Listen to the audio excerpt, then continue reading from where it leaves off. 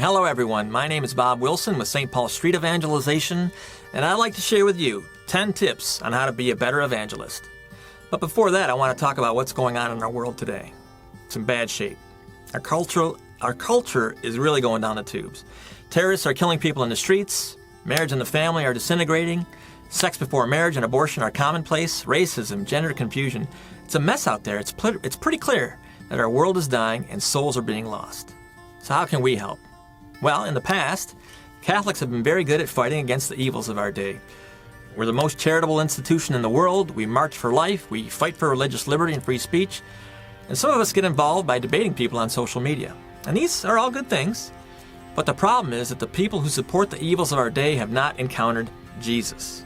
They may have heard of him, but they don't know him. Or maybe they have the wrong impression of him. And maybe some have just rejected him outright.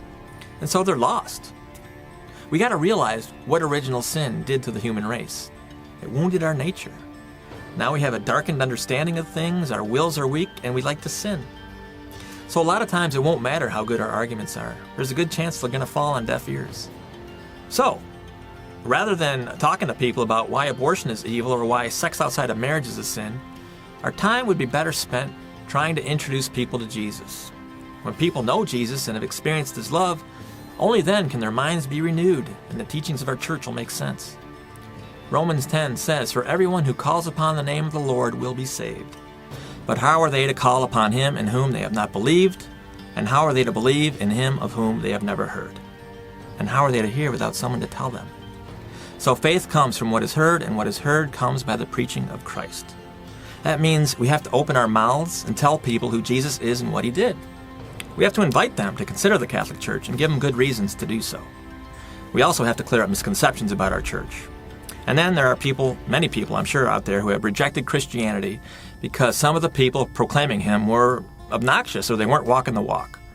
We can fix all these things if we share our Catholic faith in the right way.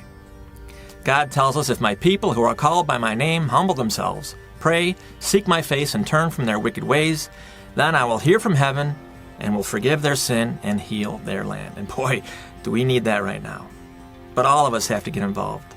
It's not just a job for our priests and deacons.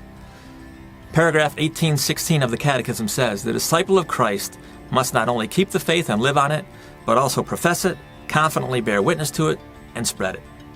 Service of and witness to the faith are necessary for salvation. Did you catch that? Spreading the faith is necessary if we want to go to heaven. That was neat news to me the first time I heard it.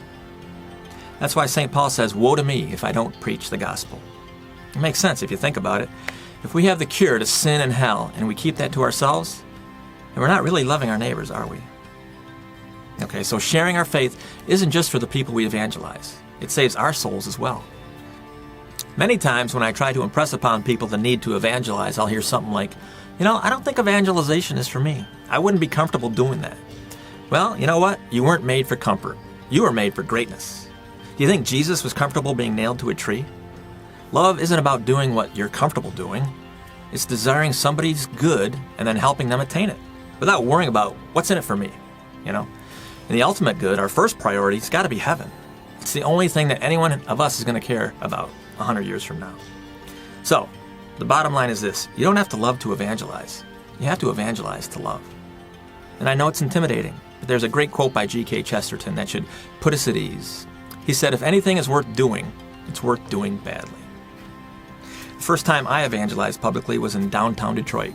Me, this kid from the suburbs. Do you think I was in my comfort zone? No way. But it's something the Holy Spirit inspired me to do despite my fears. And it gets easier, just like anything else. And God will bless you abundantly for obeying him when it's difficult. And you don't have to be some polished motivational speaker. You don't need a degree from Sacred Heart Seminary to share your faith. I learned the Catholic faith from listening to Catholic radio and those kiosks in our churches with those Catholic talks on CD. So hopefully we're all on the same page now. Sharing our faith isn't optional. It's not a suggestion. We have to do it. So how do we do it? What do we say to people? How do we act? Here's 10 tips on how to be a better evangelist.